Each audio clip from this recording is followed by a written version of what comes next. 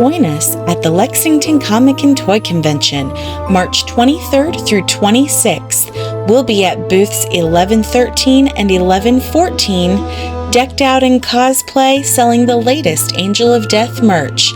Tickets are available via the link in the description. Hope to see you there. Hi everybody, welcome to another episode of The Composition of Imagination. I am your host and author, Stevie Jo. These are my fabulous book guardians, Tasha and Jason. And if you watched yesterday's video, you'll know all month long in March, we are talking about the celebration of Angel of Death because it's the second anniversary of publishing in the beginning. So I am letting them take the reins on this. They're asking me questions. We go behind the scenes and talk about like origins and stuff, which actually is the topic of this whole week, is the origin of Angel of Death and some of that stuff. So we're just going to dive right in and pick right back up. So we all know we all have our favorite characters. Yes.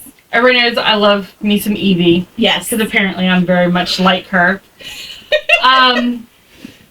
She gets introduced in book 3, by the way.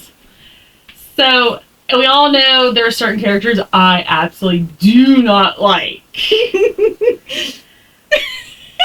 Who is your favorite character that you love to write, and who is your least favorite character that you have to write because you would not kill him off quick enough for me? Can you tell where she's going with this?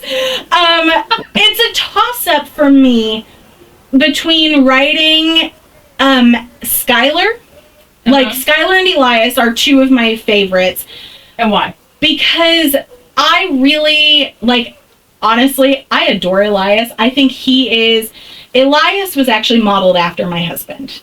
In some senses, the way that he dotes on Skylar, the affection he feels for her, the way that he makes her feel about both herself and him is very reflective of the love that I get from my husband. So okay, I see that. It's very that's a little personal, but I definitely do not place myself as Skylar. That's right. A totally imagined character. I see what you're talking about when you put it in that context. And I love writing her.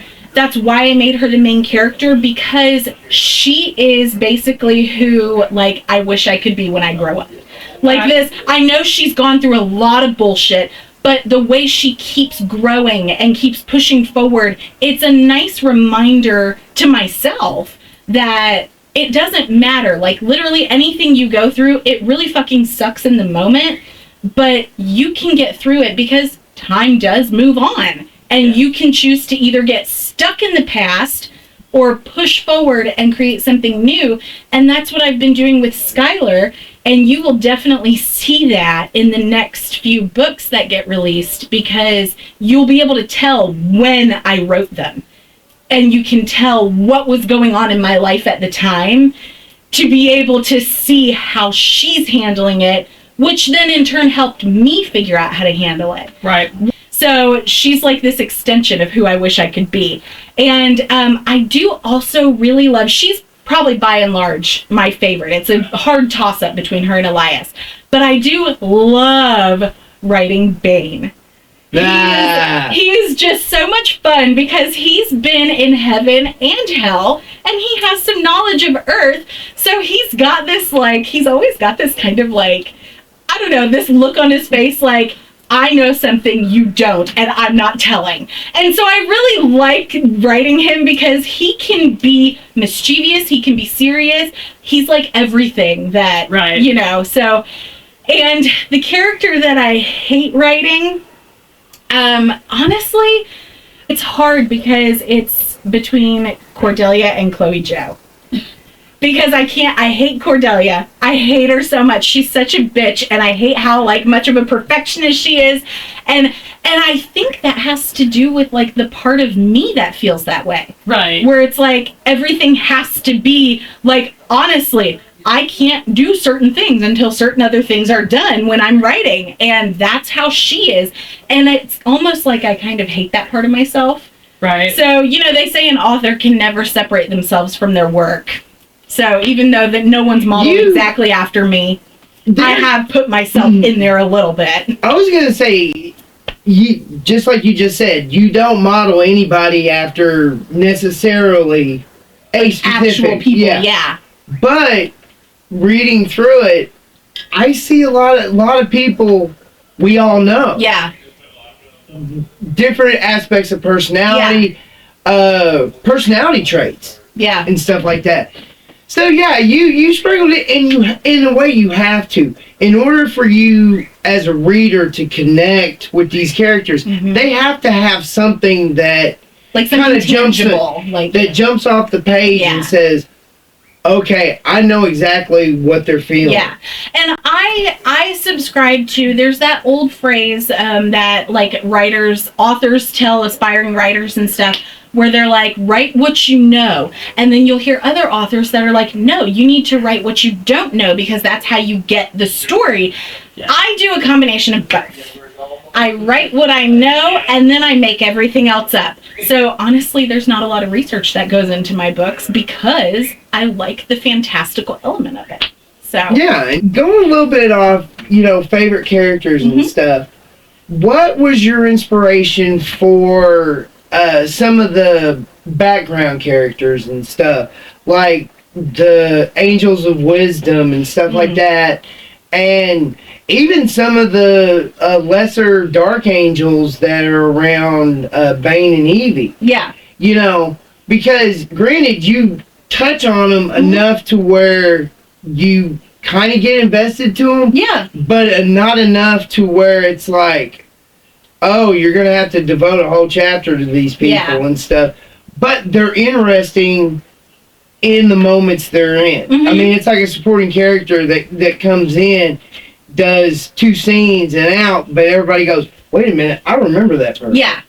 So it's really funny, because the Angels of Wisdom have evolved as I'm writing, not just like, oh yeah, I'm obviously everything's going to evolve as you're writing because the story's moving forward. No, I originally had them set to be one way, and they were really just going to be these like these 3 almost like advisors to Genesis, and just kind of they're there to help almost do her dirty work, but not actually get their hands dirty. Well, as I got into book 3 and started writing Hell, I was like, no, these Angels of Wisdom have to change. And so they literally started evolving into characters that had a little more depth and had more, there were more stakes. There were higher stakes for them investing in fate and doing things like that I was like really surprised by, especially Patrice.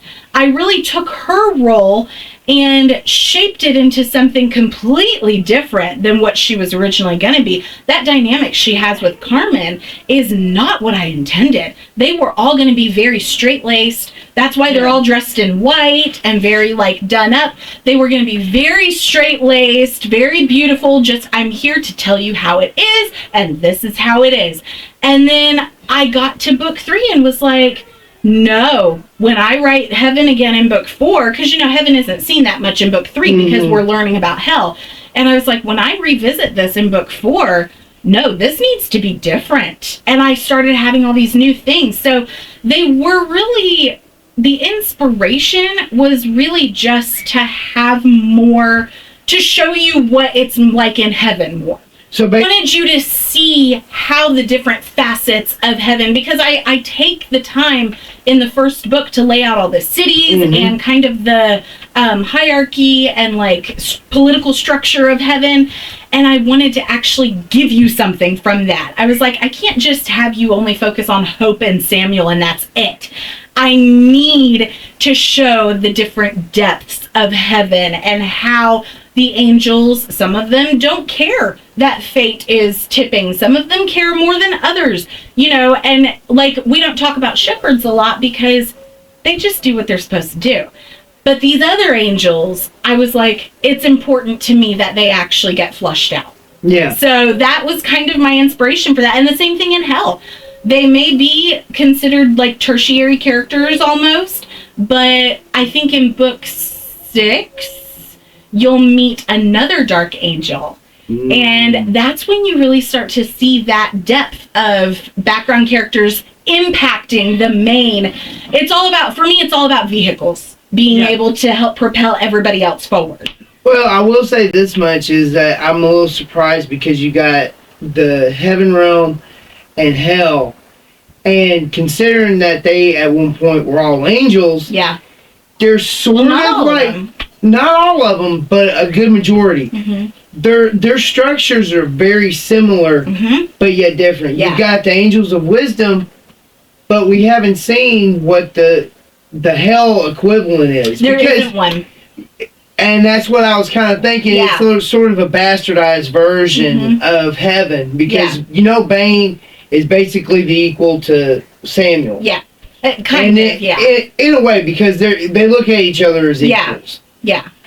And then you got Evie, who is more like a hope character. Yeah. And stuff. So you see the parts are there. Their relationships mirror. Yeah. And I purposefully I toyed with doing Angels of Wisdom Angels of Wisdom type in hell, but I thought that's too much. Lucian would not want someone like that.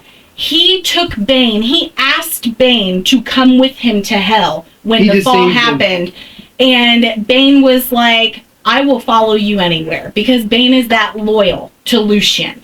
So so they've got that big history, and I thought to myself, you know what?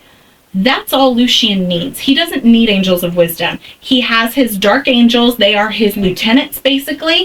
And Bane is the lieutenant of lieutenants, and he keeps track of everybody else. So that's kind of why, and the Angels of Wisdom are like, wish I could do something about that, but I literally don't have the power. So, yeah, and they're frustrated, too. So, Which realm is your favorite to write? Heaven, hell, or earth? Ooh, that's a good one. And which is your least? Heaven is probably my least favorite, because everything is so, we have to be good. We have to do, they have to have things rigidly structured. And like I said in the last video, I view life as very gray. It is not, there is not black and white. There's always this in-between that nobody likes to talk about that much. Hence the reason why the Wielder of Fate and Pied Piper have gray wings. They serve as a reminder of that, and I placed them in heaven to help remind those angels of that. But they don't do that. Old. So I don't I know I have to write it, but it's always, honestly, when I have to write those chapters, it's harder. And I really find myself going, all right, I've got to do it like this. Let me get through it. Yeah. And I really enjoy writing hell because it's so wild and different, and it's like anything goes, but there's also some structure. Right. But Earth is by far my favorite, just because that's where all the action is happening, and that's where my favorite characters to write are, and I really get excited for how Earth is going to change starting in book 8 or 9. So it's really going to start changing, and I get excited about that stuff because about a year. Yeah, I like that there's so much. Earth is such a muddy place, literally and figuratively, that I just feel like I can do anything here. Whereas heaven and hell are kind of the bookends that hold everything together. You know what I mean? Well, yeah. I was thinking on, where did you come up with, or why did you come up with the names like Bear Home Labs or the Conquistadors and stuff? Because I thought those were interesting names. Yeah. And how, especially set in Eastern Kentucky, the way you've done it, you would have these kind of names, and I know they have historical reference, but I always thought it was an interesting choice how you came up with them, and then you go through and go, I've got to be able to say that word. Yeah. So that's really funny, because you would think, being in Eastern Kentucky, if you've never been to at least Lexington, where we are, every street is named after a racehorse.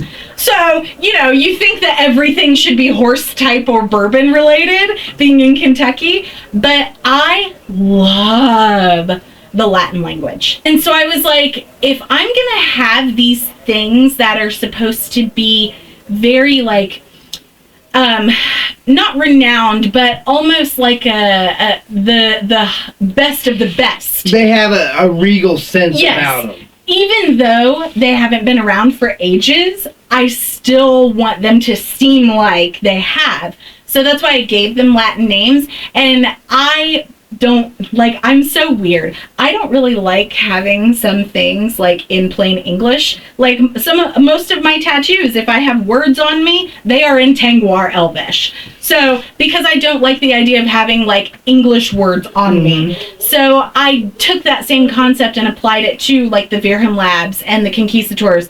And Virham Labs is actually the abbreviation. It's Virham Humanoir Lab Corp. And that is Latin.